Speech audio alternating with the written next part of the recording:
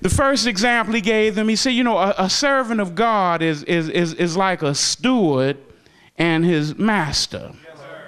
Yes, and in the original, Paul used servant.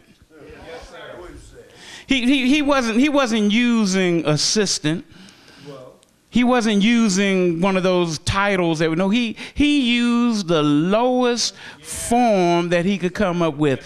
The word that was translated servant was one that was usually relegated to the oarsmen that sat on the boat to help row the big boats. You see, in the ancient Near East, they would have 3 tiers of oarsmen. You'd have the lowest one with the ones right down there in the bottom. You know, see, if that boat went down, they were the first to drown. Yes, then you had the second tier oarsmen, that their oars were a little bit longer than the first tier oarsmen. Then you had the third tier of oarsmen. They were a little bit better. But the lowest one was the one that sat down in the bottom of the boat. The bottom, sir. The one that if anything happened, they would have been the first to be sacrificed.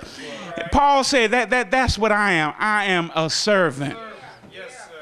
But Paul also said that first of all, you need to put this thing in perspective, that I am a servant, but I'm not your servant. See, I serve you, but I'm God's servant. See, we had to put that in perspective. See, I am a servant. I answer to God. We have, unfortunately, in this 21st century form of ministry that we have come up with, we have come to a time and age where we pay folk to do everything for us. We pay folk to iron our shirts. We pay folk to cut our grass. Some of us even get to the point where we pay folk to cook our food. It trips me out when I look at Nutrisystem. Come buy these meals and you can get thin. Well, you stop eating all that McDonald's and stuff, you'll get thin too. We pay folk to do everything for us. And you know what? Can we talk? We even pay folk to be spiritual for us. What do you mean, preacher? Let me call my pastor. He'll come pray for you. I know he can get a prayer through. Wait a minute now. If you done washed your robe in the blood of the Lamb and you can't get a prayer through, you need to be on your face before the Lord saying, Lord, something is wrong here. Jesus told us to baptize them in the name of the Father and the Son and the Holy Ghost and make disciples. But unfortunately, and we clergy, we got to take some of the responsibility. We haven't been making disciples. We've been making church members. See, disciples feed the hungry, clothe the naked. They go minister to other folk. Church members expect the pastor to do it. I remember when my mama was sick. One of the messy members at my home church, she gone on to be with the Lord now. Mama was sick and she called her. Instead of her saying, Dot, how you doing? She called her, the pastor been by to see you. I know, he don't go visit nobody, but I know he gonna come visit you. And my mother said, well, why does that make a difference whether he came to visit me? He got other folk. He got 1,500 people to minister to. If he get around to me, fine. If he don't, fine. I'm all right. Yeah, but he don't go visit nobody. Now, see, she being messy.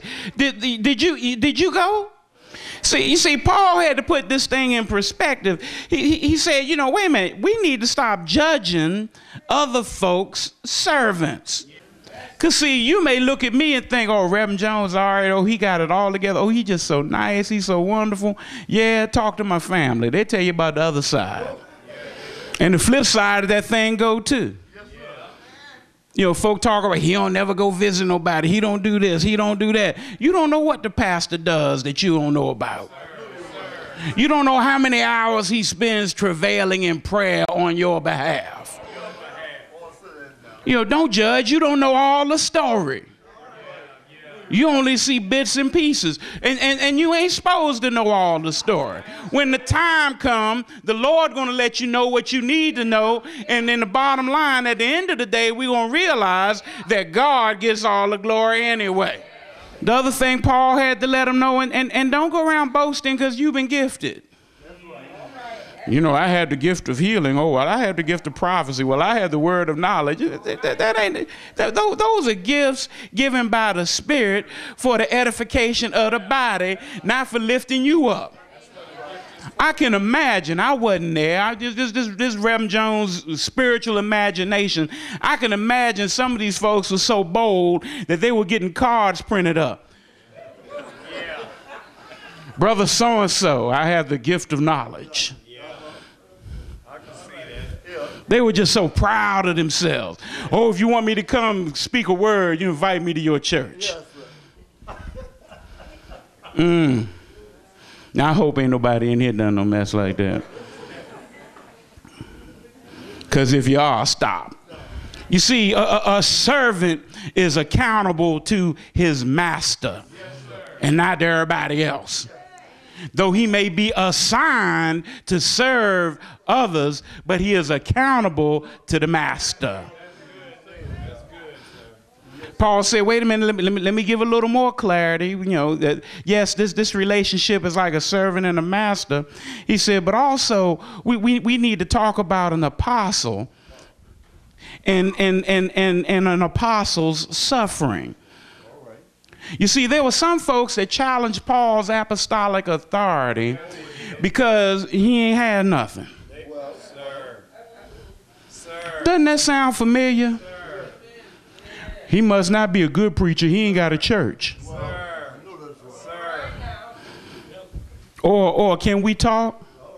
He must got it going on. And when you look at the TV, he got 10,000 people out there.